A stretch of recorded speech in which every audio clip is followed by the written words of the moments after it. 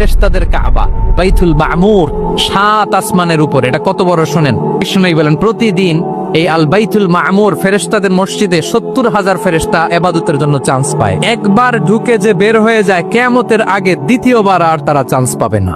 ওইটা শেষ। এরপরে সিদরাতুল মুনতাহা, সীমান্ত বৃক্ষ, এটা আরো বড়। ফেরেশতাদের জ্ঞান সীমানা ওইখানেই শেষ।